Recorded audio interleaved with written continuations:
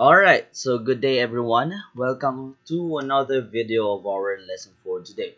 But before we deal in our lesson for today, let us have our usual thing that we do. Let us have our opening prayer. So let us bow our heads and feel the presence of our Lord. In the name of the Father, the Son, and the Holy Spirit. Amen. Lord, we offer you everything we do today, all our works, our joys, and our sorrows. Everything will be an act of love for you. Holy Mary, Saint Joseph, Saint Joachim, and Saint Anne, in guardian angel, intercede for me so that I may be deserved to be helped and safe today and always. Virgen del Pilar, pray for us. In the name of the Father, the Son, the Holy Spirit. Amen. Okay, so welcome once again, students, for watching this video. So for this time, I do know that you already know and you have a hint already what is the lesson that we're going to talk about for this day, as it is shown in our title. So for this video, for this recorded video of ours, we're going to discuss about techniques of differentiation, no? So maybe some of you were able to have the understanding of how we differentiate a function, or how do we get the derivative of a function, right? And with the things that we do in terms of getting the derivative of a function, we usually have five steps, no, of or a lot of steps or process in order for us to get the derivative of a function. Just like when you have a function, you need five steps. You need to find the f of x, the f rather no f f of x plus h, no. Then after that one, the third step is you're going to find the difference of f of x plus h minus f of x, correct? This is f, there. Then the fourth step is to get all over by h, correct? You're going to divide that one. And then you're going to find the limitation of that function, which is f of x plus h minus f of x all over h, wherein h approaches to 0. So there's a lot of process how to determine the derivative of a specific function. Okay, so in getting the derivative of function, yes, I know that there's a lot of process, and there are times that your function um, is so wide in terms of looking at your function, and there are functions which are complex in terms of visual, right? So in order for us to get the derivative in an easy manner, no, so there are some techniques, and that is where we found this topic. Okay po, so techniques of differentiation. So to start with our topic for this day, I'm going to discuss, some rules about techniques of differentiation, and in getting the uh, derivative of a function in such easy way. Now let's start it with the first and basic rule in our techniques of differentiation. All right, so the first rule that we're going to discuss is all about constant rule. So when we have constant rule, I want you to remember that when you are getting the derivative of your constant, c as your constant, no, when you're getting a derivative of any constant, no, it will always be equals to 0. So what are constant numbers? Constant numbers are the numbers that doesn't contain any variable, right? So those are the constant number, correct? So therefore, if you're going to have an example, for example, your function, your f of x is equal to 9. I'm sorry, your f of x is equal to 9. So if you're going to find the derivative of that one, no? So the derivative, or f prime of x, will become 0. Again f prime of x and d over dx are just the same. D over dx are just the same. Okay po? They are just the same. So f prime of x is equal to 0. So once again, no, when we are getting the derivative of a constant, it will always be 0. So maybe let's recall some of the stuffs that we discussed last time now with regards to our derivative. So when you find us figure of your function that contains this comma above, no, or apostrophe, this is what we call as prime, no. So f prime of x, or the derivative of x. So when we have d over dx, this only states that you are getting the derivative of a specific function, okay, which with respect to your x. Okay po. So we know that your function is f of x, correct? And f of x is equal to y.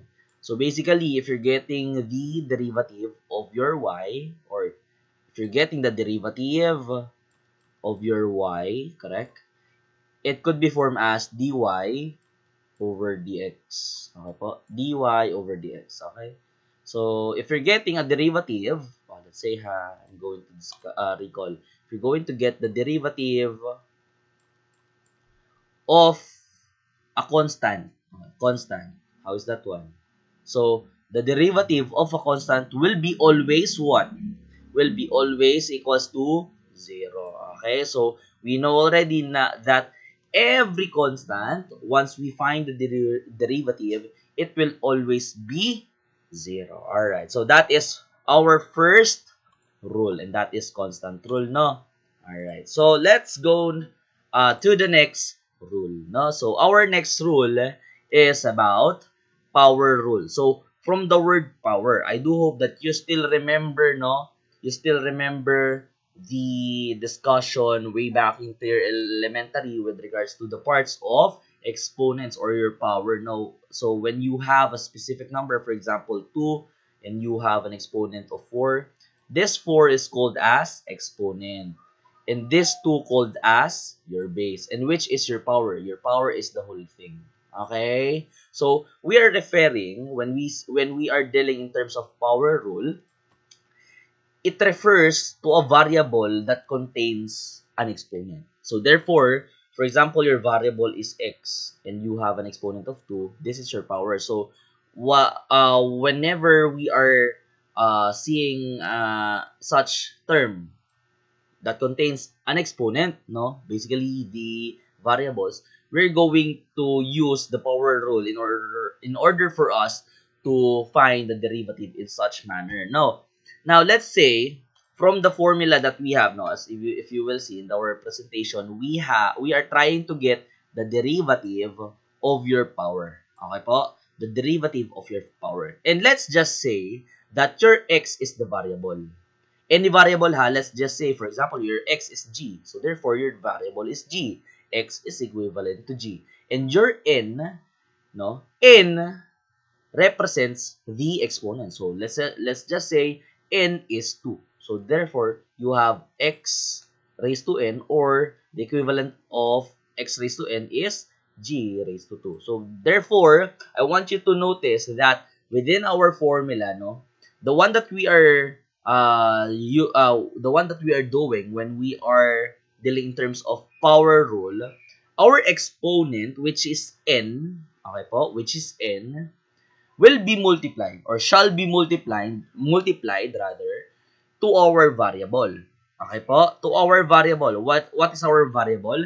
That is the x. Okay po? Now, once we multiply your original exponent to your variable, you will get a product, of course. Then once after you have a product, okay po, what you're going to do is to subtract your exponent by 1. Okay po? So let's have an example, an easy example. No? So let's just say your function, okay po, your function is equivalent to x raised to 4. Okay po? So in this manner, you will notice x raised to 4 is an example of power, correct? So it composed of exponent and base. Now, if you're going to use the power rule states that your exponent should be multiplied. Again, your exponent, or the original exponent, should be multiplied to your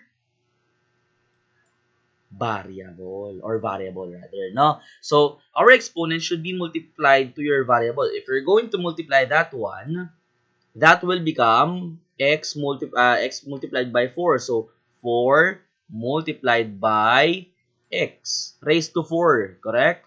So 4 times x is what? 4x, correct?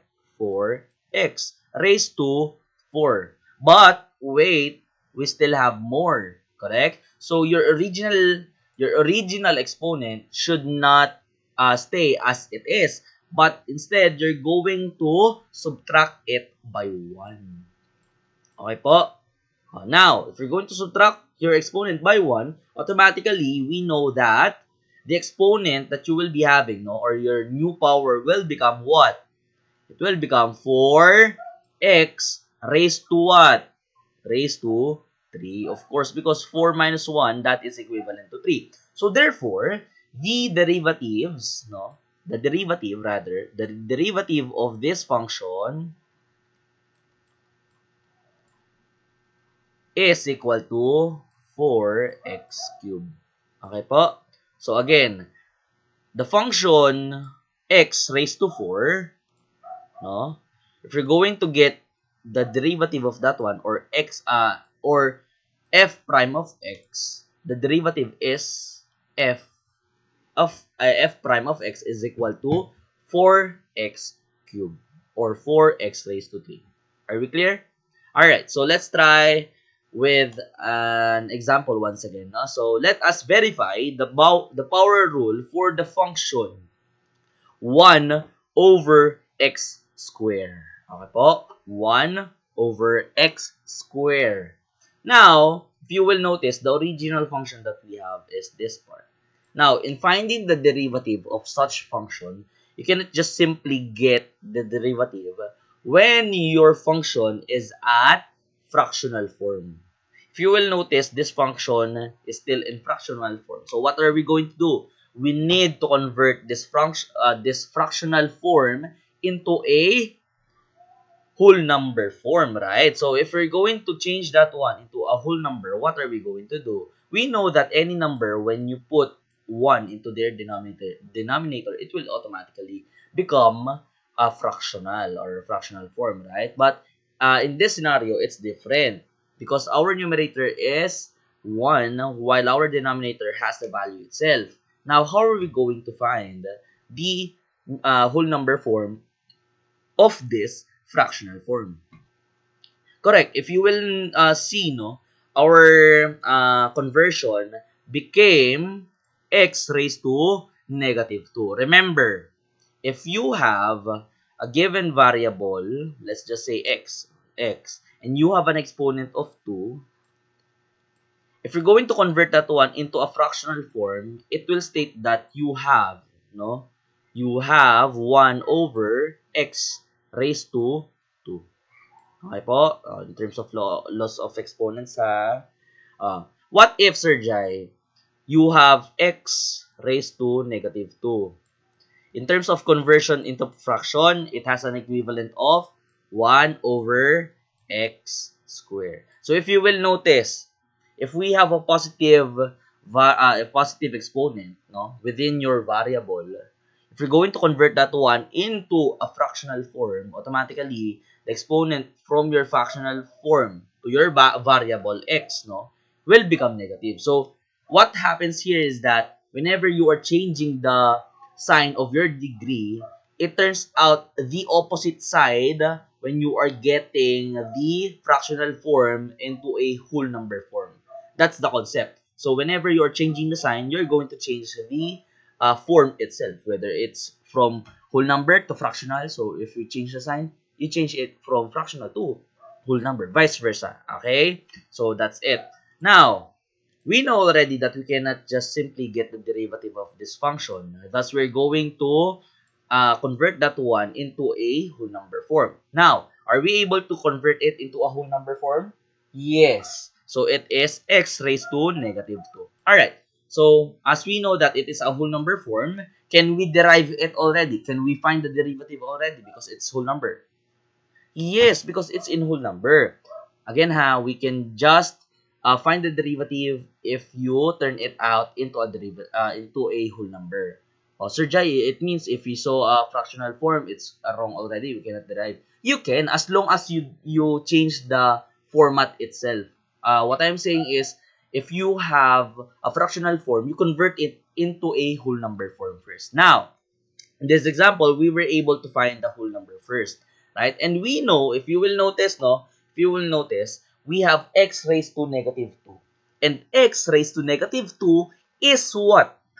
Is a power. It composed of exponent and base, correct? So, with that said, we are able, we are able to find the derivative using power rule. And what is the power rule?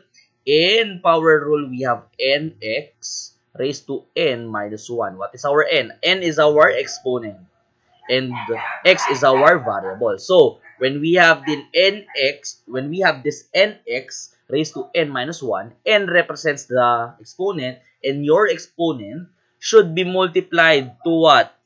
To your variable. So, negative 2 is your exponent. So, once you have negative 2, you should multiply negative 2 to your variable, and that is x. So, negative 2 multiplied by x raised to what? Negative 2. But, don't forget, you still have negative minus 1. Now, what is negative 2 multiplied by x? That is negative 2x. How about your exponent? We said that whenever you multiply your exponent to your variable, you're going to subtract your exponent by 1. So, what is negative 2 minus 1? Negative 3, of course. Okay po. Alright. Again ha, negative 2 minus 1. Okay po. Correct. That is negative 3. Now, if you will notice, is this a final answer? That is the final answer. Correct. So, I do hope that if you will notice, in terms of exponent, it doesn't rely only in terms of positive exponent. So, if you will notice, we also deal in terms of negative numbers, even in terms of your exponents, ha? So, I want you to realize that in terms of getting the derivative, you cannot just simply have the derivative in positive exponent. Thus, you also need uh, to find the derivative even the exponent is in negative form. Again ha, negative 2 minus 1. Okay po, so you have negative 3. Alright, so therefore, the the derivative of this function, what is our original function? Your function or f of x is equivalent to 1 over x squared. So our function 1 over x squared, it has the derivative of negative 2x raised to negative 3. Sir Jai, is this the final answer? Yes po. But what is our original form? It's in fractional form. So therefore, I could accept this this answer, but you need to convert that one into the format of what is your given. So your format, the format of your given is in fractional form. So if you're going to convert this one into a fractional form, how are we going to do it? So the technique here is that whenever you see your given, you have a constant and you have a variable. So what you're going to do is to leave your constant up above on your numerator, while your x, because you will be factoring it out, right? So x raised to negative 3, you're going to factor it out, right? Once you factor it out, if you will notice, the only term that contains negative exponent is the x. So therefore, x should be the one down on your fraction. So therefore, x raised to negative 3 is just simple as what? It is 1 over x cubed, correct? So therefore, if you have negative 2 on your in your numerator, so you have 2 times negative 2 times 1. So therefore, you have negative 2 all over x cubed. Okay po? That is the final form, ha? Though I will accept this one, but still, when we deal in terms of fractional form, you should bring it once again into a fractional form. Are we clear? Alright.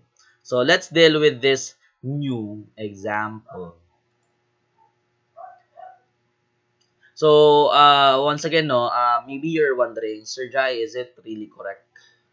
Is it really correct? So, if you will go back to the long process, how do we get a derivative? Again, in terms of power rule, you only have what? You only have nx raised to n minus 1. Compared to, if we're going to find the derivative of this one in terms of 5 steps, no? This is the 5 steps, right? So, if you're going to get, there's a lot of process, right? But still, you're going to conclude in one, no? In one answer only. Correct? Alright. So, let's have an example. Another example for this format. So, we're going to compute this function, no, by getting the derivative. So, what is, for letter A, what is the derivative of x raised to 7? Okay? How about letter B? We have, what's the derivative of the cube root of x squared? How about for letter C? What is the derivative of 1 over x raised to 5?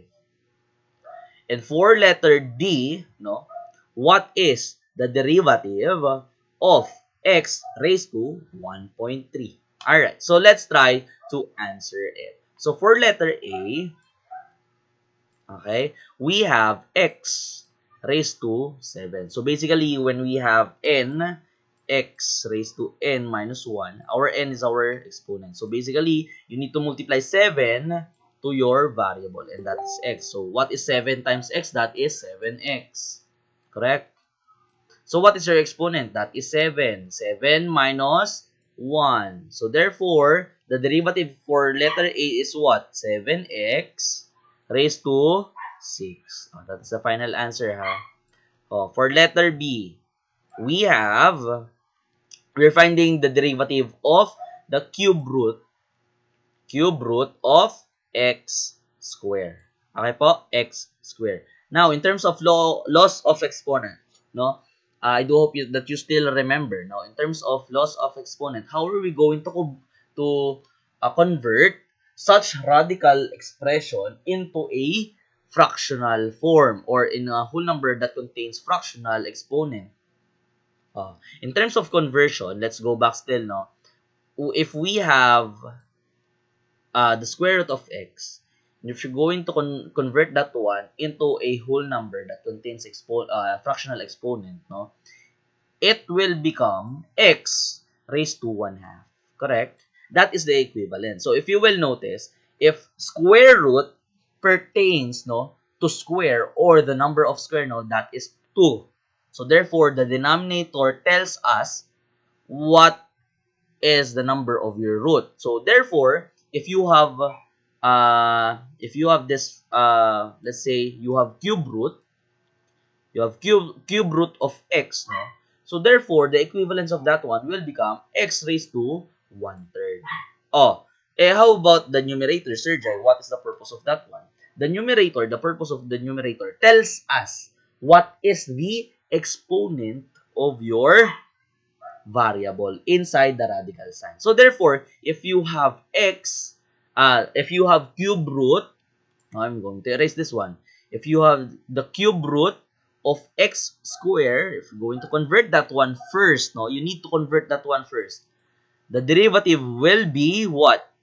It will become x raised to 2/3.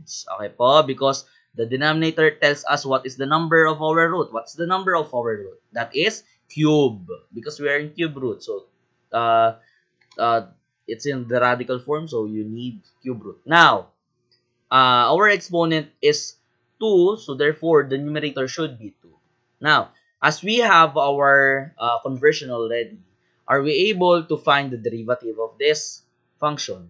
Yes po. So therefore, again, from the beginning, we have nx raised to n minus 1. So if we have this format, what is our exponent in our given function? Our exponent is 2 over 3 or 2/3, correct? So therefore, 2/3 should be multiplied by the x. And what is 2/3 multiplied by x? That is 2/3 x, correct? Or 2x over 3, correct? Oh, maybe you're still wondering, in terms of fraction multiplied by whole number. For example, fraction multiplied by whole number x. Any whole number can be multiplied, no? Can be multiplied to a fraction as long as you create as long as you convert the whole number into fraction. And how are we going to convert?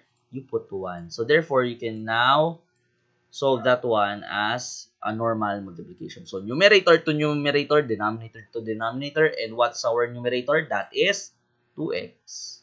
What's our denominator? 3 times 1, that is 3. Okay po, so I do hope that you still remember. Now, as we have 2x over 3, okay po, how about our exponent? Oh, a while ago, we have the exponent of 2 over 3, correct? So we have 2 over 3. Oh, you still have minus 1. And what is 2/3 minus 1? Oh, what is 2/3 minus 1? Our 2/3 minus 1 has the equivalent of what? That is 2x raised to negative 1/3. Okay po, 1/3 over 3. Why is it 1/3, Sir Jai? Oh, maybe you still forgot how to find, no? If you're going to look even in the basics already, no, in terms of pie graph, if you have a pizza, okay, and you divide it by 3 and you have 2/3 only, but you still need whole, no? You still need to divide or to get a whole set of pizza. So you already got this 1/3, right? And you still need how many in order for you to fill what's this one?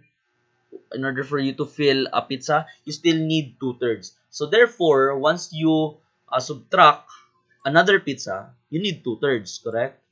Once you subtract already, you will be left at 1/3, and that is just negative already. Okay? So you have negative 1/3 in your exponent. As we have exponent, no, negative exponent in your x, we know that the factor of 2 times x raised to negative 1/3, that is what? 2 times x raised to 2 times x raised to negative 1/3. Correct? There. Over 3.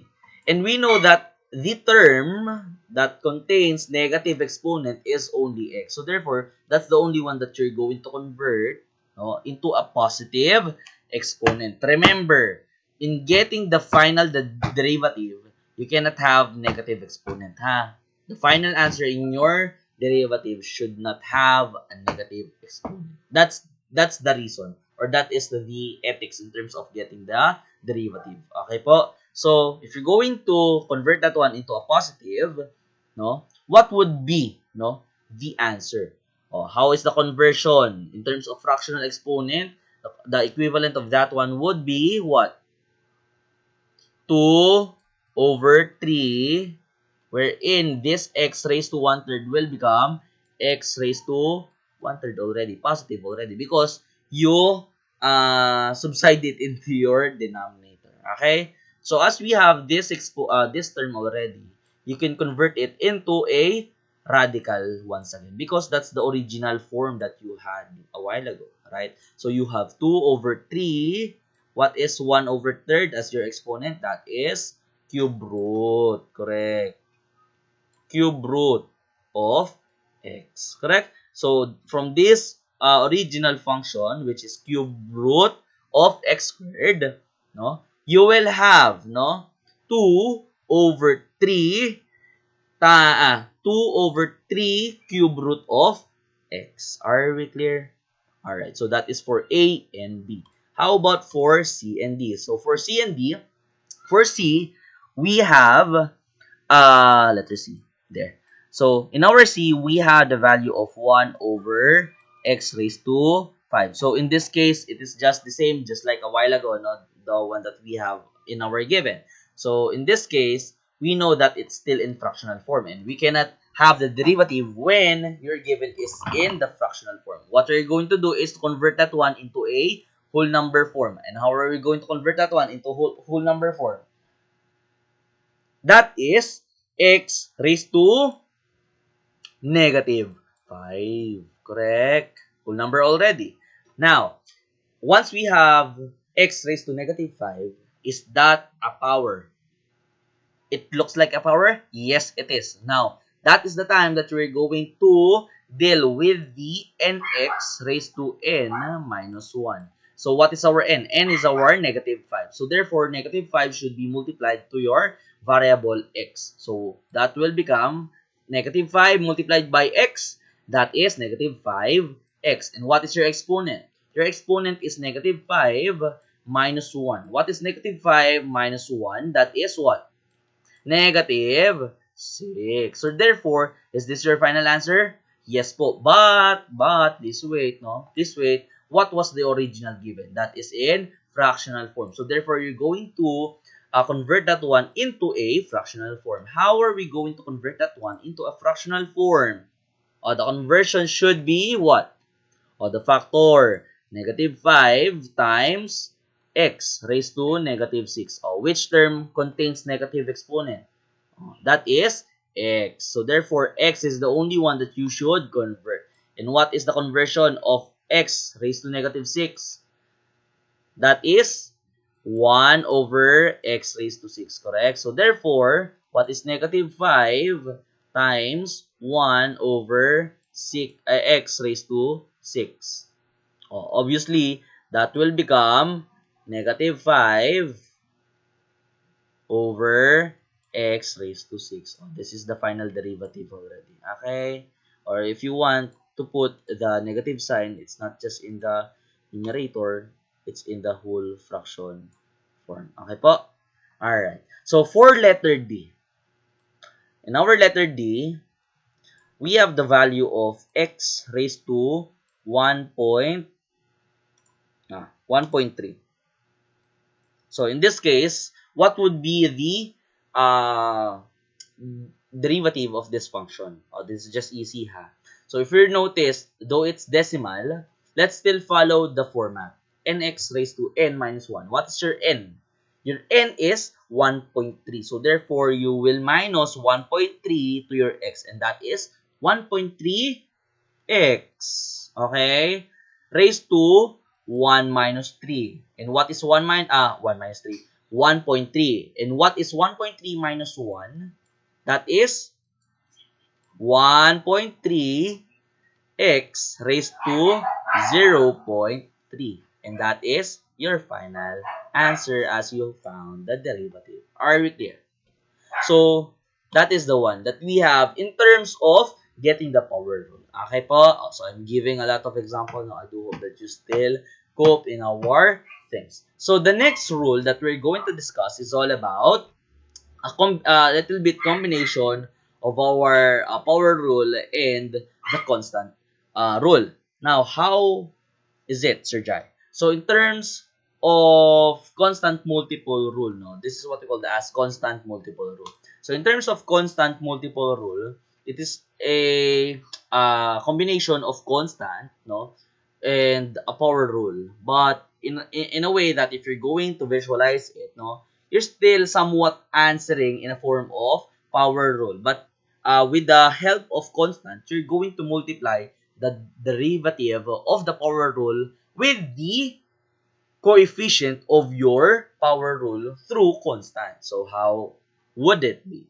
No, but before that, I want you to remember that when you have a constant within your function, which is f of x, so therefore you have a coefficient and you have an x. So, let's just say you have 6x.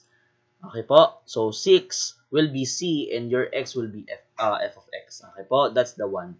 So, I want you to remember that when you are getting the derivative of c f of x, okay po, the one that you are getting or the one that you are deriving here is the function or the variable x only, because you are with respect to x, you're getting the derivative with respect to x. So the only thing that you are getting, the only term that you are deriving is the variable x. That's why we have d over dx, because you are getting the derivative of your function with respect to x. It only means that when you are saying with respect to x, no, the one that you're going to derive are the variables x only, not the coefficient. Okay po? The coefficients, it's different already, because that's not that we are deriving, because we are telling that with respect to x. Okay po? Alright, so let's deal with such example. No? So let's have example in our constant multiple.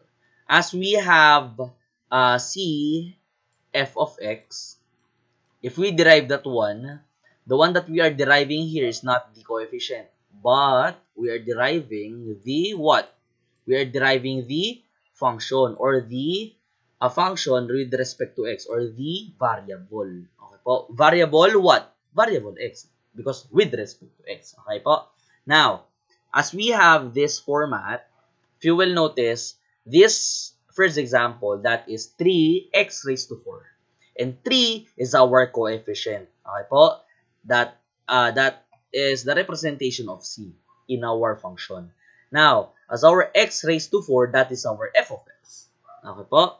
Now, though, this 3x raised to 4, that is our f of x. Yes po. But in terms of a constant multiple, it only tells us that from your function itself, the one that you are trying to derive only is the term or the variable only. Now, let's try to get the derivative of this function. Now, let's try. So, from your letter A, we're trying to get the derivative, or d over dx, or derivative of your function with respect to x, no? And your function will be 3x raised to 4. Okay. So, in our terms, we have c, no? And then you're going to find derivative such that x, okay po, and your f of x. Now, in this format, what is your c? Your c is 3. Okay po? Your c is 3. And what is your f of x? That is x. So, you're trying to get the derivative of your x. Okay po? You're finding the derivative of your x. And what is x? It contains still exponent, correct? So, what is the derivative of x raised to 4? That is what? That is, what is the derivative of x raised to 4? That is, what is our exponent from the power rule? It is nx raised to n minus 1. What is our n? N is our 4. So, 4 multiplied by your variable, that is 4 times x. That is 4x, correct? So, as we have 4x, your variable 4 will be subtracted by 1. And 4 minus 1 is what? 3. So, therefore, we have here already. Now, as we find the derivative of your x, you will now be multiplying the coefficient that you've had a while ago to the derivative of, no, that you've got a while ago from with respect to x. Okay po? So, what is the product of your coefficient to the derivative with respect to x that you've found? That is 3 times 4x raised to 3. That is 12x raised to 3. And that is your derivative. Are we clear? Clear. Alright, so letter B. Let's deal with letter B. Or letter B, we're trying to get the derivative of your function wherein we are finding the derivative of a function with respect to x, wherein your function is equals to negative 7 over square root of x. Correct? Right. So, as we have this function, we know that it is still in fraction form. Correct? And we know, no, we know that if you're going to convert this one, correct? If you're going to convert this one into such whole number, it will become what? It will become, let's try to convert first ha. It will become negative 7. Then what?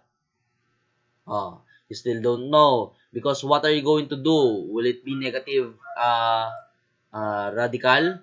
This is the one ha. If this is the one, if this is the case, if you still have a radical term in your denominator, what you're going to do first is to convert. I know that you're going to convert the whole fraction form into a whole number form. So, before you convert the fractional form into a whole number form, you still need to look if the denominator is numbers or it doesn't contain radical terms. Now, if you saw a radical term, you convert that one into a normal form only. No? So, as we convert this radical form, it has a conversion of what? X raised to 1 half. As we have x raised to 1 half, do you still see any radical form?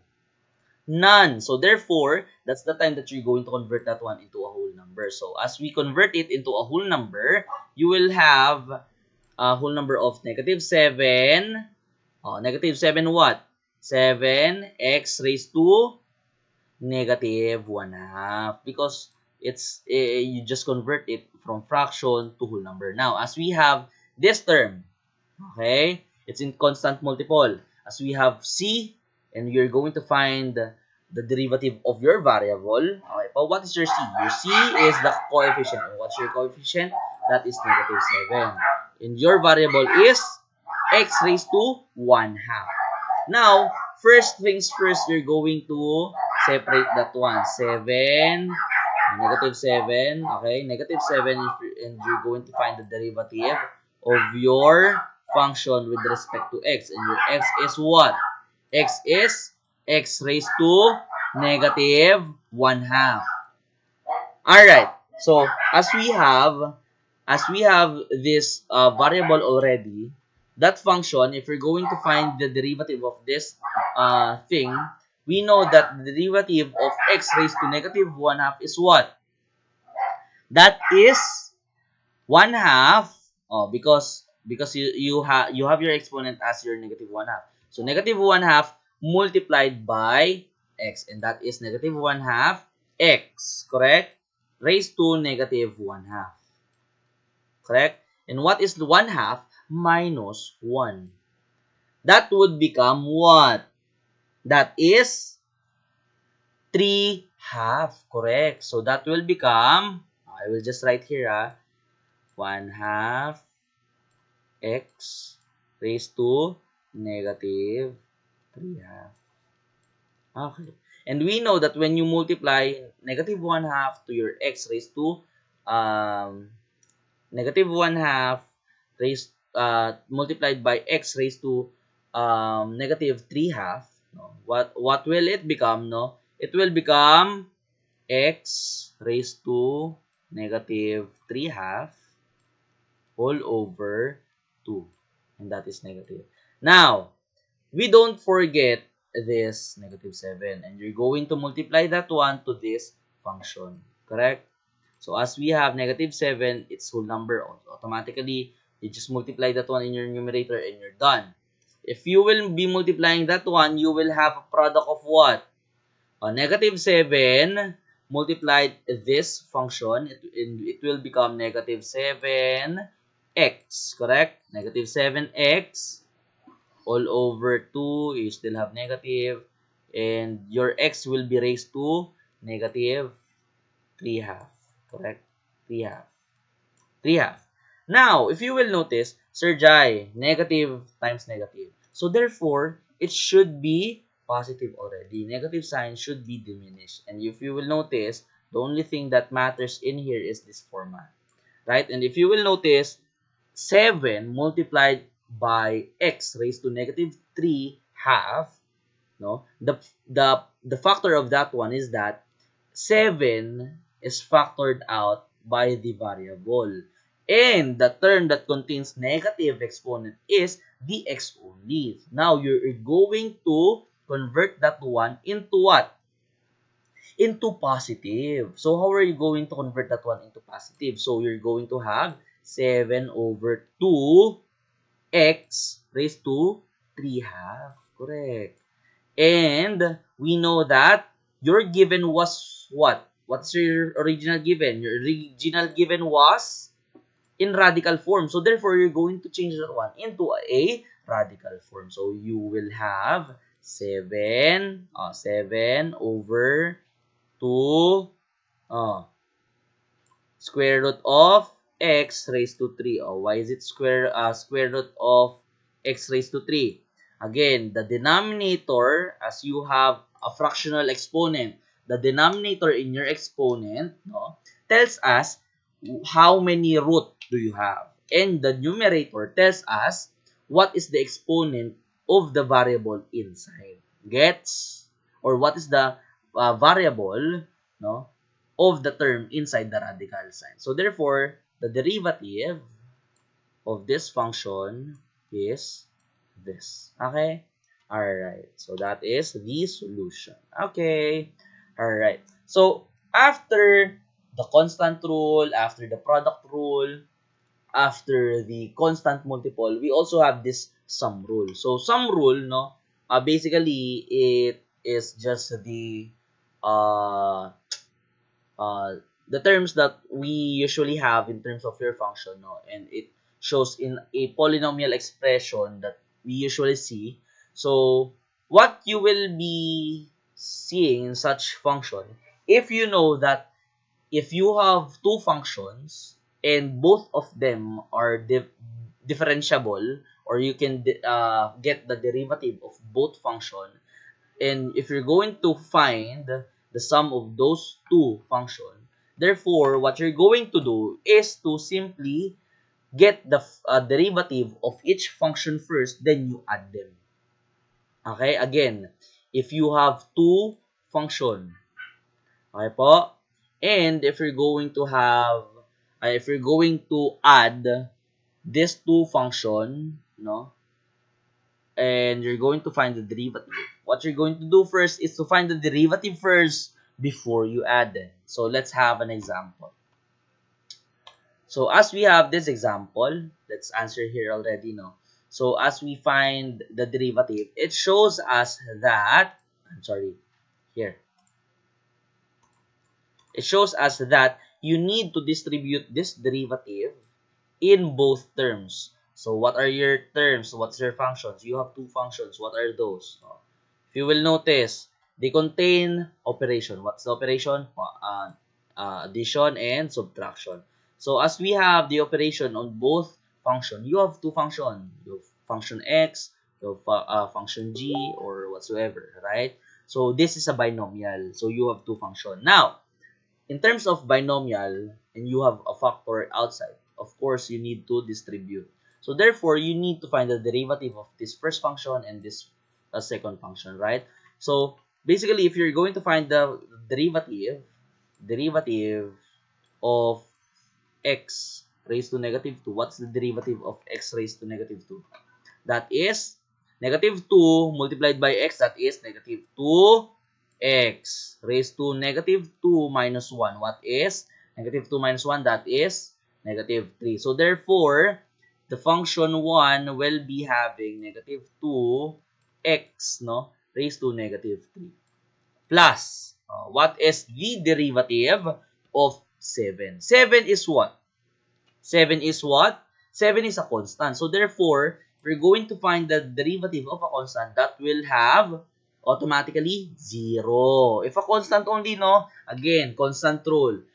Whatever constant number you have, once you find, if you're going to find the derivative of that one, that will fall always as 0. So therefore, the derivative of this two function, if you're going to add them, is negative 2x raised to negative 3. Or what?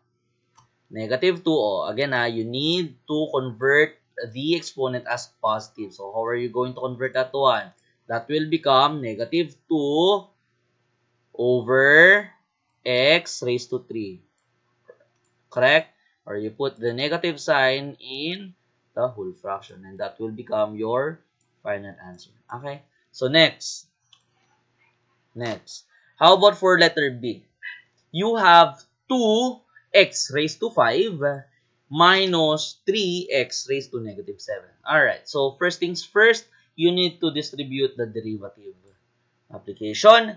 And as you distribute it already, no, that's the time that you're going to find the derivative of each function. Then, let's find first the derivative of 2x raised to 5. What is the derivative of 2x raised to 5? Again, nx raised to n minus 1. N represents the what? The exponent. But this time, if you will notice, this is in constant multiple. Correct?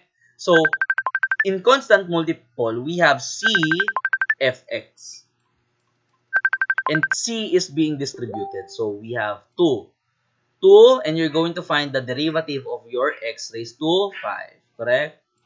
Alright, x raised to 5. And what is the derivative of x raised to 5? That is simple as 4x, or rather 4x. That is what? That is 5x. 5x raised to what? Raised to 4. Because 5 minus 1, that is 4. Now, as you have 5x raised to 4, you still need to multiply that one with your coefficient 2. Okay, so what is 2 times 5x raised to 4? That is 10x raised to 4. Okay, so you have your first function, 10x raised to 4. Minus what? You still have 3x minus 3x 3x raised to negative 7. Now, as we have this function, if you will notice, you have 3x. Maybe some of you will be doing negative 3. That is not, because that is operation. That is not a sign of 3. Okay, that's different.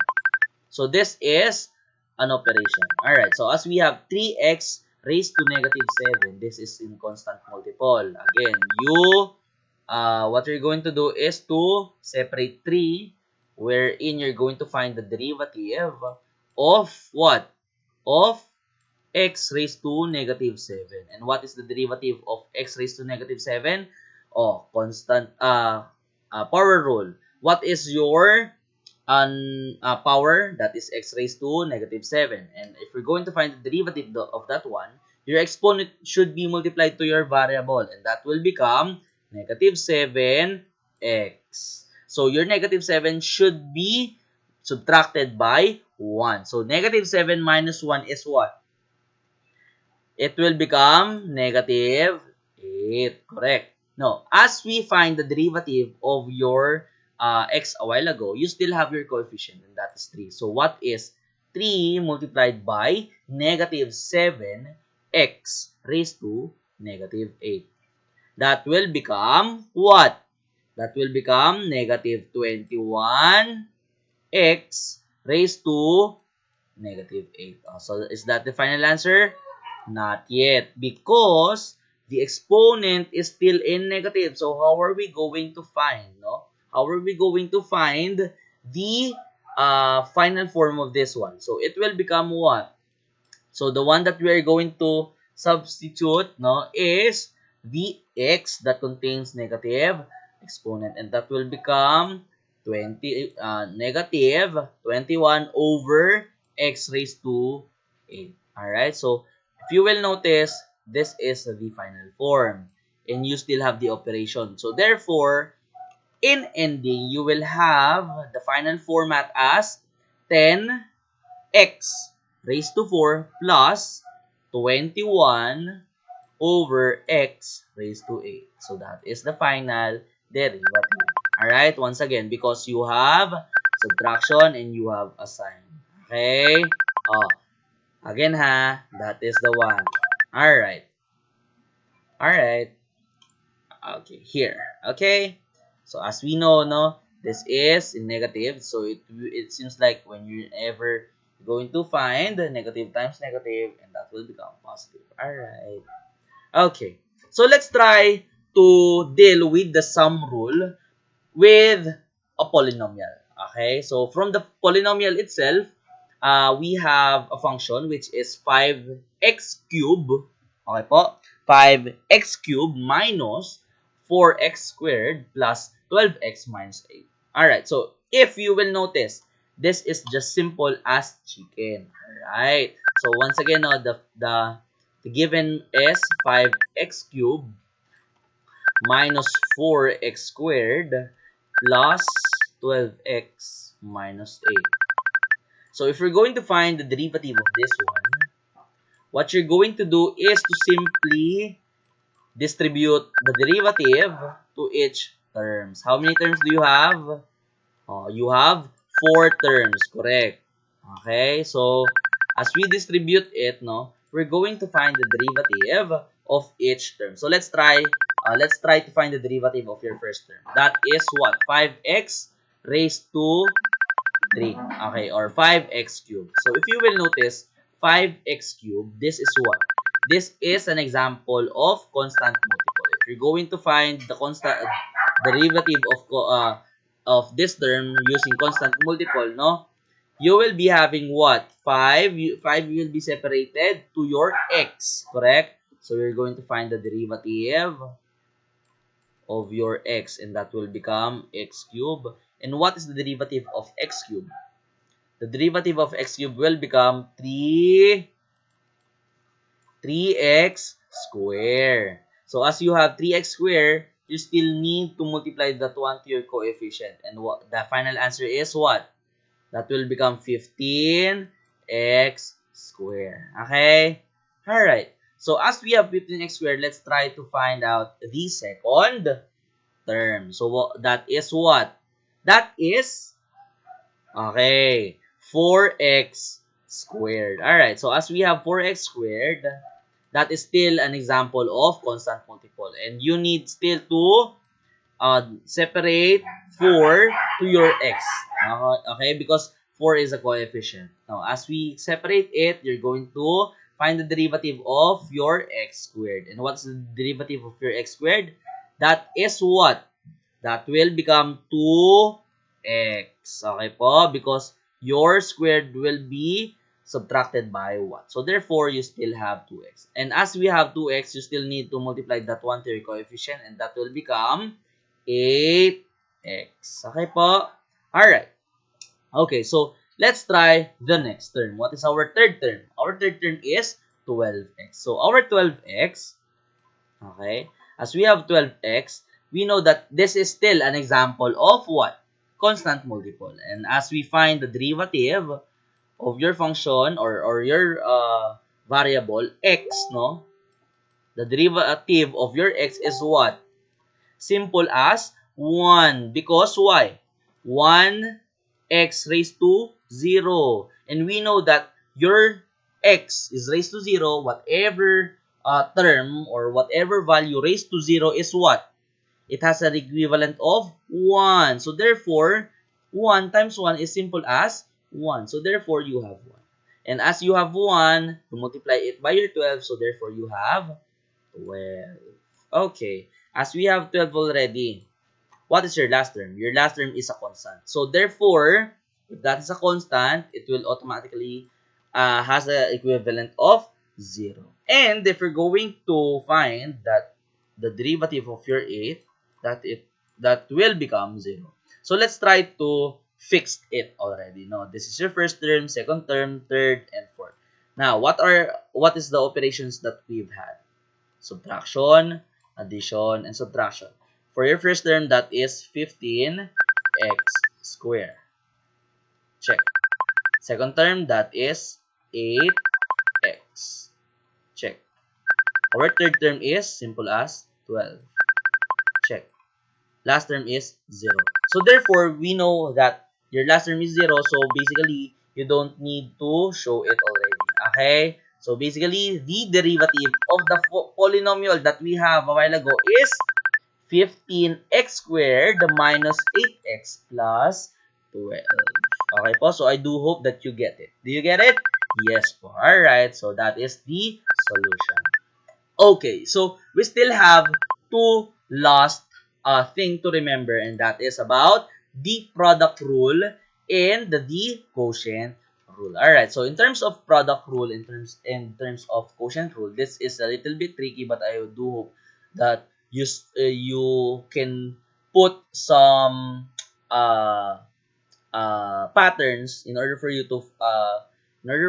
to answer such function in getting the derivative. All right, so let's try with this product rule. In terms of your product rule, if you have a function that has the same variable with respect to x, and if it's still if it's still able to differentiate it, no, or to get the derivative of both function. So, if you're going to find the product of that two function, the formula would fall as f, or let's say your function 1 is f of x and your function 2 is g of x.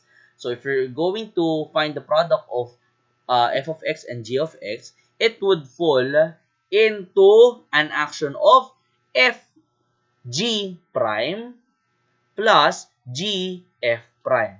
Okay po? Again, or if you want, f of x multiplied by the derivative of g of x or g prime x, or again I will repeat. If you're going to multiply f of x and g of x, it will fall into a formula of f of x multiplied by g prime of x plus, okay ba, plus g of x multiplied by f prime of x. So if you will notice, the pattern that I am using in this product rule is that you have to you have a two values, right? So the left values and the right values. And if you will notice in the left values, the ones that the one that is being differentiated here is the g of x and not the f of x. Okay po? While at the right side, the one that is being derived, no, is the f of x. Are we clear? So that's the one. After you derive these functions, that's the time that you're going to multiply and add them both. Okay po? So let's try this product rule with such example. Okay po? Alright, so let's try to differentiate the product of these two binomials. They are both binomials, right? So, there are two ways how to find the derivative, no, in this given. So first is if you want to use the polynomial rule, no, first is to find the FOIL method. Next is by the product rule. So that is a long term in terms of FOIL method. And if you want as well, no, if you want as well to have the product rule, that's the one. So our again, no, our given is x minus 1 times 3x minus 2. So if you're going to find if you're going to find the product of these two binomial, that will fall into the form of FOIL method, correct? FOIL method. First, what's first? X times 3x, that is 3x squared. That is 3x squared. Next, what's our outer term? X times negative 2, and that is negative 2x. Inner. What's our inner? Negative 1 multiplied by 3x, and that is negative 3x.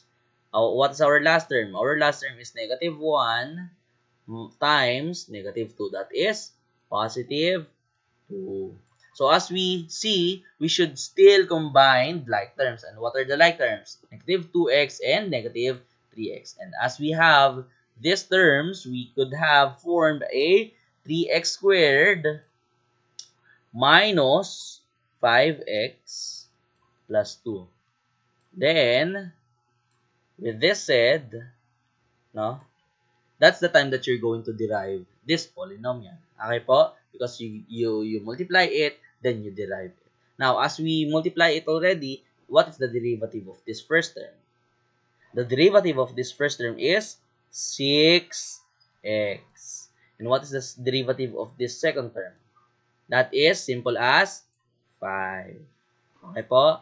And what is the derivative of this last term? That is constant. So therefore, that is 0. So no need to write. And the derivative of this two function, no, by product, that is 6x minus 5. So your f prime of x is 6x minus 5. Are we clear? Alright. So if we're going to deal in terms of product rule, once again, no, we have x minus 1 multiplied by 3x minus 2. If you're going to find the product of these two and you're going to find the derivative, using the product rule, again, the formula is what? F of x times g prime of x plus f prime of x, or if you want g, that's fine.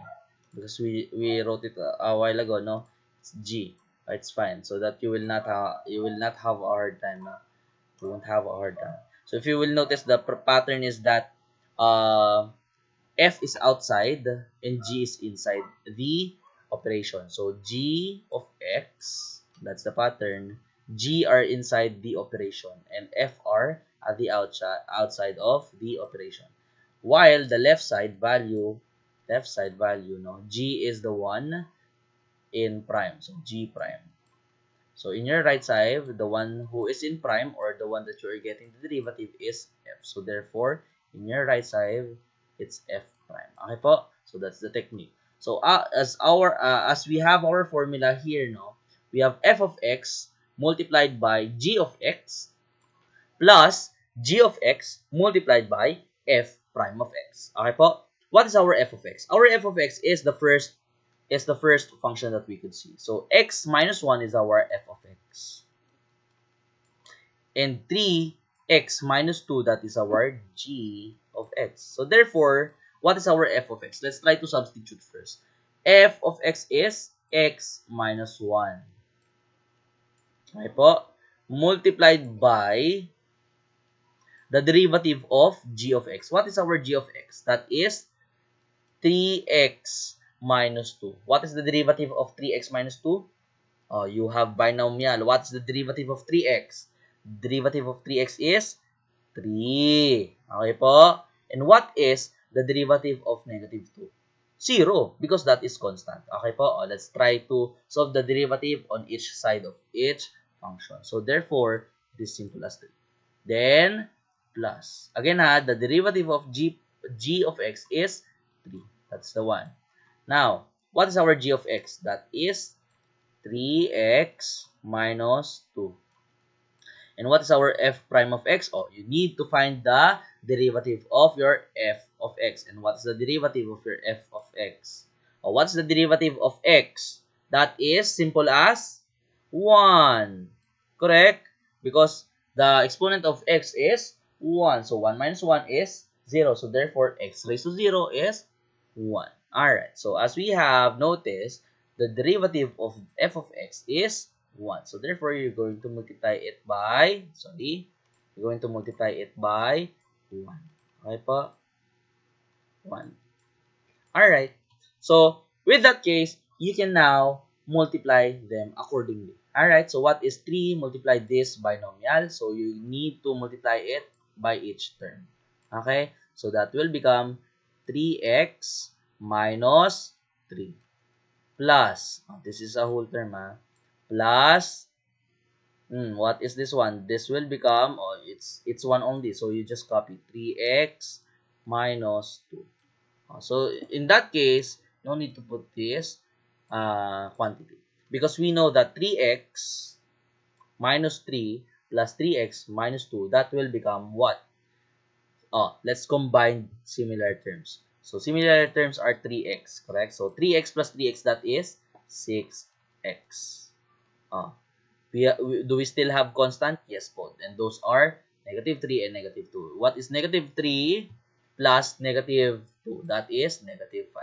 So we got the same answer a while ago as we FOIL the two binomials a while ago and we derived it, right? So this is much easier as we have the pattern from our formula in terms of product rule. So this is the derivative, all right? Okay. So the last rule that we have, no, is what we have, is what we call as quotient rule. So in terms of quotient rule, if you have two function, no, let's just say you have f of x and you have g of x, and if those two function are both differentiable or both of them is able or both of the function can able to we are able to find the derivative of those two functions, and if we're going to find the quotient of those two functions, no, the formula that you will be getting, no, is this formula. Again, if you have two function wherein you're getting the quotient of the two function, and you're going to find the derivative of that two function, no, this is the formula. So how is the pattern, Sir Jai, in this uh, in this quotient rule? So as we have product rule a while ago, we know that f of x, or the f, no, f part are always out the outside of the operation, and that is addition, right? And the g are inside of the operation, right? And in your left side, the one that we are getting the derivative is the g, while in your right side, the one that we are getting of derivative is the f. And take note, in product rule, we use the operation of addition, correct? Now, in our quotient rule, of course, no, you need to have uh, different operation, and that will become subtraction po. Okay? As we have subtraction already, aside from this one, you also need division or the fractional bar. Okay po? Now, as you have noticed, no, the in product rule, the outside part is f and the inner part is g. So in this part, the outer part will be g, okay po, g, and the inner part will become f. All right. And the lower part is g.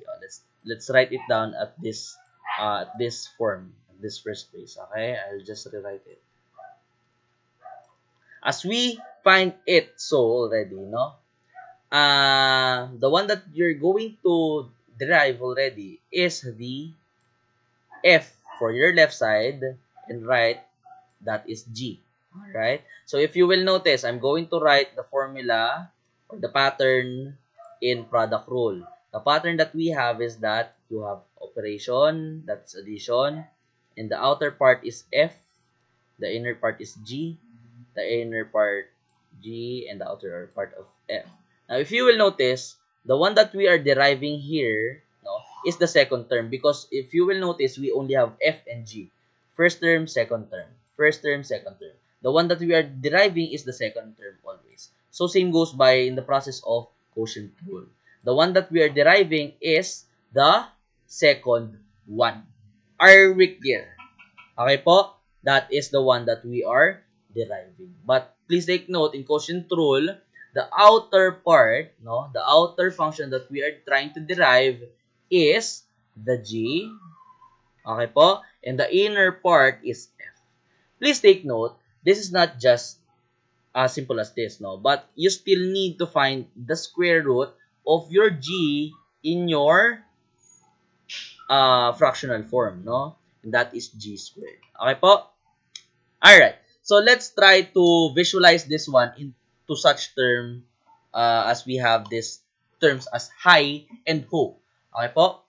High D, this is what we call as if your first function is high and your second function is ho, no? And D is our derivative. The one that you're trying to derive is the second term. So this is what I call it as ho D high D ho, ho ho. Ho di hi di ho, ho ho. Alright? So it seems like in Squid Game. Okay? Ho di hi di ho, ho ho. Right. So it seems like that. Now, if you will notice, that is the pattern.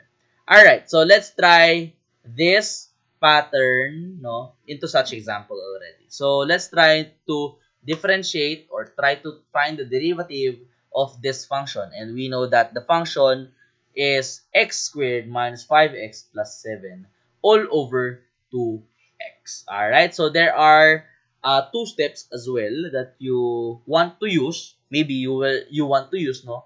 But again, we are trying to discuss these rules in order for us to get the easiest form.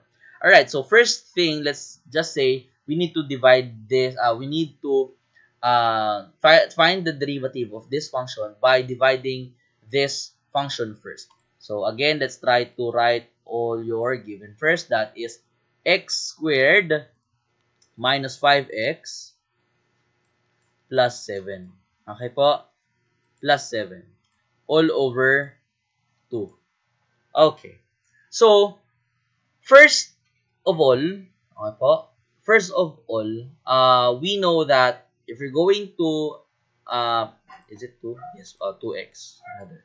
So, first of all, you need to derive first, no? You need to derive first this whole function, no? By dividing each term or this whole numerator by 2x. Why? If you will notice, what is the factor of these two functions? It could be formed as x squared, okay po, x squared minus 5x plus 7. Oh, that is a polynomial, correct? And the factor is 1 over 2x, correct? Right. So, as we have this part already, no, you could also, instead of multiplying the whole term to the fractional form of 1 over 2x, you could multiply already 1 over 2x directly to each term that you have in your polynomial. And that will become x squared all over 2x, correct? And what is negative 5x multiplied by 1 over 2x? That will become 5x over 2x. Then, for your last term, that will become 7 over 2x. Now, if you will notice, are there any terms or factorable terms that we could cancel? There is, no? So, x squared is a factorable by x times x, correct? And that could be cancelled, the 1x to the x of the to the denominator part, right? And to your second term, that is x and x. That could be cancelled, right? Alright. Now, the one that we will be having in the lower part already is that you have x over 2 minus 5 over 2 plus 7 2x. Okay po? Now, if you will notice, we cannot just simply have we cannot just simply have what else one? We cannot just simply have the derivative, no, in terms of this form, correct? But if you will be trying, no, what would be the derivative, no? If you're going to find the derivative of this such term, no, where is the first? Oh, let's erase this one. Let's erase this one, huh? All right. No, let's try to put still the given. All right. As we have x over 2, we know that it is still 1 over 1 half times x, correct? And the second term is 5 over 2. And we know that the third term is 7 half over 2x.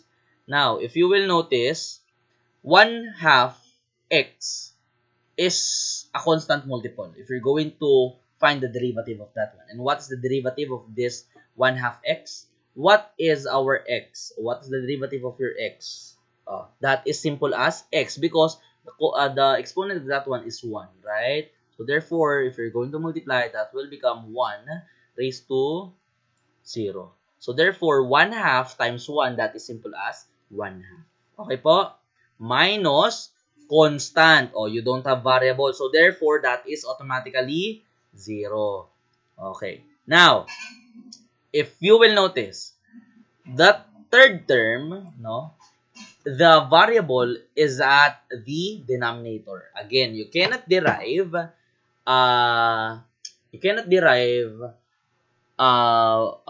a value or a function if it's a fractional form.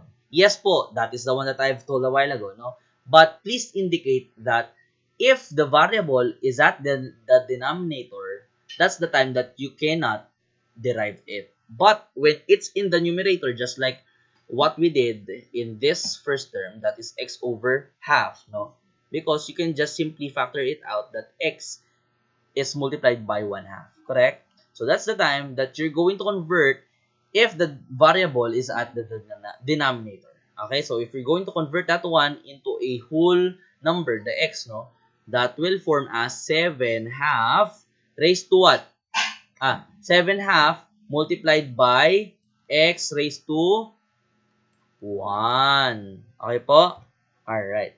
So, as we have this part already, if you will notice, okay. If you will notice, let me know what would be the derivative of this 7 half times x raised to 1 half. The derivative of this one, because this is constant multiple, right? So the derivative of this one, because you need to segregate or separate this 7 half. So the derivative of x raised to 1 half, x raised to negative 1, that will become what? Just like a while ago, no? That will become negative 1 times x, and that is negative x, no?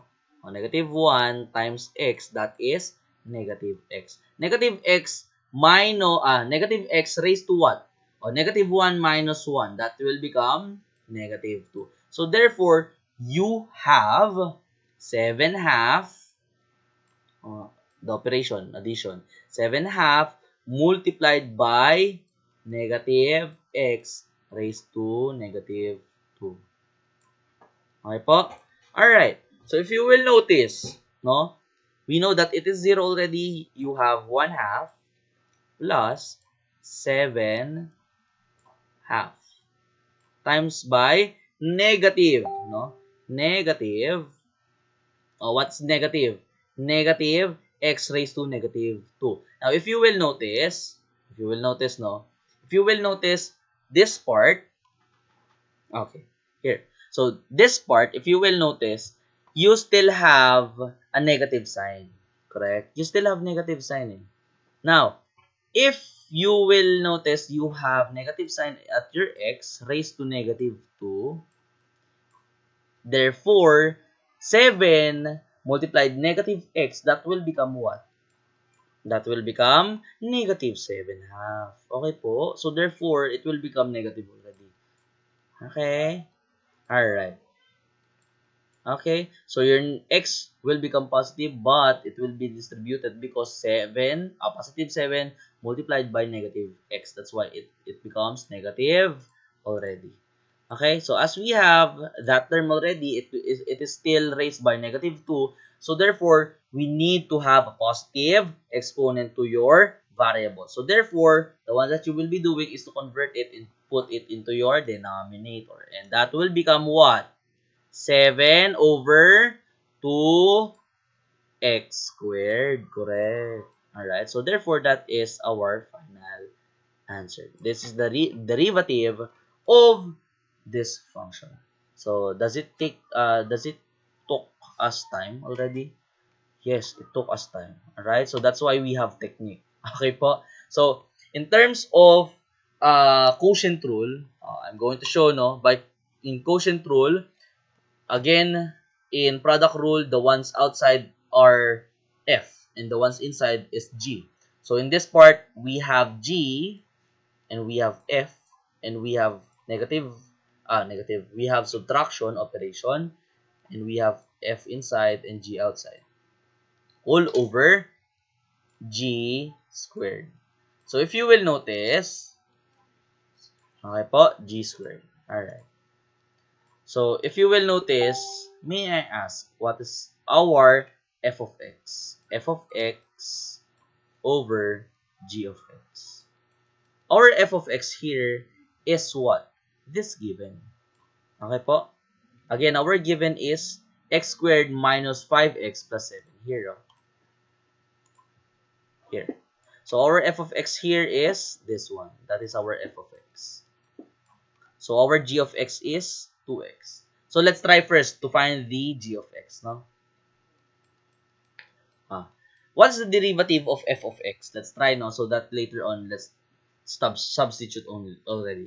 The first term we have x squared. What's the derivative of first term? That is 2x. What's the derivative of your second term?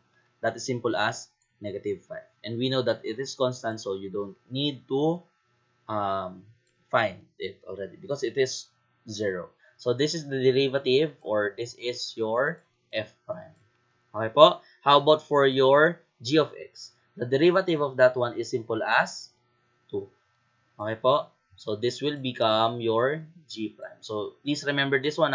This is your f prime and this is your g prime. So 2x minus 5, that is your f prime. 2 is your g prime. So let's deal already with the formula that we have. So our g, what is our g? G is our 2x. This is the one This is our 2x. Now, our f of f prime is what? F prime is 2x minus 5. Oh, this is the one, right? Now, what is our f? Our f is the given a while ago, or f of x, right? Now, and our g prime is 2. Now, if you will notice, we had this scenario that we need to multiply first the ones inside, then you're going to divide it to the square of your g of x. What is your g of x? Your g of x is 2x. And the square of that one is what? 2x times 2x, that is 4x squared. Correct? That's why you have 4x squared on your denominator. Correct? Right. Okay. So as we have it already, you can now multiply 2x to the binomial that you had, or the f prime, correct, this one. And this 2, or this g prime, you can now multiply it and distribute it into each term. And as we have 2x times 2x, that will become 4x squared. And as we have 2x multiplied by negative 5, that will become negative 10x, correct? Alright. So, if you will notice, we still have this operation which is subtraction. So, you still need to put that one. Okay po? But before that, before you put that inside, I want you to distribute first 2 to your trinomial. Okay po? What is 2 times 2x? That is 2x squared. What's the product of 2 multiplied by x squared? That is 2x squared. So what is 2 multiplied by negative 5x? That is negative 10x. Correct? What is 2 multiplied by 7? What is 2 multiplied by 7? That is positive 14. So if you will notice, this is the trinomial. But you have operation of subtraction. So you need to distribute the operation of subtraction to each term. Okay po? So the positive 2x squared, it will become negative. The negative 10x, it was distributed with the negative sign. So it will become positive. So the positive sign, but the positive sign of 14, it will become negative 14. So as we have it already, if you will notice, we could now combine all similar terms. And what are the similar terms? 4x squared and negative 2x squared. So what is 4x squared minus 2x squared? That is simple as 2x squared. Okay? And what is negative 10x plus 10x? Oh, automatically 0. We can cancel it out. And the one that was stuck in our numerator is 14. So therefore, your numerator is 2x squared minus 14. So if you will notice, no, are there any factors from this in this format? Yes po, there is a factor. The factor of your numerator is 2 times x squared minus 7, correct? And the factor of your denominator is what? The factor is 2, then what? 2 times 2x squared. So if you will notice only, no, if you will notice, it is cancelable. Yes po, it is cancelable. But if we have this format, I will be accepting if this will be your final answer. Okay po? Or if you want to cancel, then therefore you cancel it. Okay? So as we have it right now, no, we could have the final answer of this part or this part. Okay? Alright. So I do hope that you now understand what is happening in our system. Okay? So if you will be asking, what is this one? Oh, this is the original form. If you will be subtracting this two fractional form, you will be getting this one. Okay? Oh, what is the LCD of your 2 and your 2x squared? That is 4x squared. Okay? Right? So by cross product, what is 2x squared multiplied by 1? That is 2x squared. Or what is 2 multiplied by 7? That is 14. Correct? So that's the one. Alright. So with that said, that is for the quotient rule. So I do hope that you now understand what's the concept, no? How do we find the derivative of such functions, no? With the rules that I've discussed for this time. I know that it's a long time already, and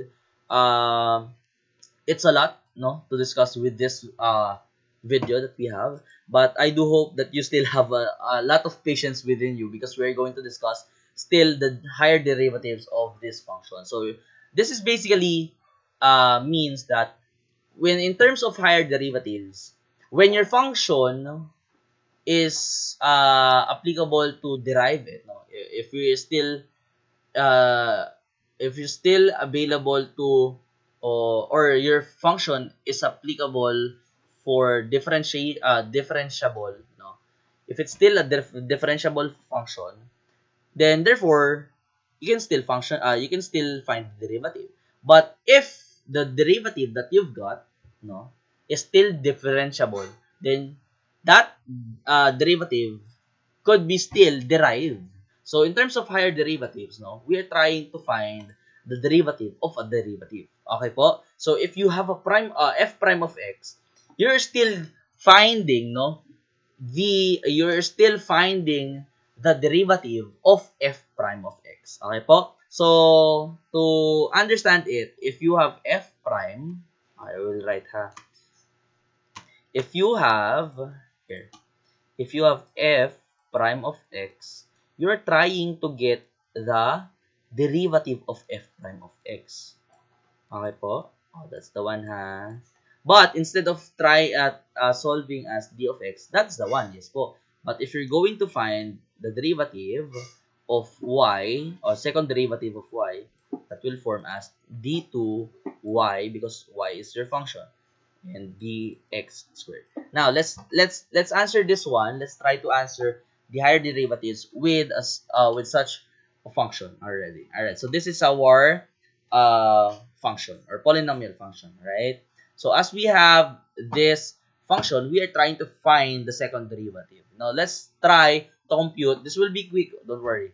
So let's try to find the second derivative of this function. As you have this function, as it looks like a polynomial, we know that the derivative of this function is what? First derivative, first term, the derivative of your first term is 20x cubed. Minus, what is the derivative of your second term? That is negative 6x, right? What's the derivative of your third term? That is negative 3. Oh, do you still have derivative of your last term? No need because that is 0. So automatically, the derivative of your function, no, is 20x cubed minus x. 20x cubed minus 6x. Okay po? Minus 3. So this is the first derivative. If we are going to find the second derivative, no, we are not finding the f prime of x. Thus, you are finding the prime of f prime of x. Therefore, you are going to distribute that one. So it will turn out as f prime, 2 primes of x. So, this is a notation that tells us that you are finding the second derivative of your function. And if you will still derive this function, what would be the second derivative of 20x cubed minus 6x minus 3? Let's try to derive 20x cubed. What is the derivative of 20x cubed? 20 multiplied by 3 as its exponent. That it will become 60x what? Squared. Because your cube will be minus by or subtracted by 1. So therefore, your exponent will become squared. Minus what? Derivative 6. Okay po? Derivative 6. Okay po? Okay po. Minus 6. Alright. So as we have it already, this will be your derivative. Alright, so that is easy as it is. Okay po? Okay. Alright po. So, I hope that you already have understand the form of this lesson, and I do hope that you already get the topic in terms of the rules, and the higher derivative. So, with that said, thank you for listening for this lesson. And if you still like to listen for the following videos, and if you want to follow for more videos, don't feel bad to subscribe, hit the like button, and hit the notification bell if you want to. If you have suggestion, if you have comments, please comment out one in our comment section. That's all for today. Thank you and God bless. See you for the following video. Bye.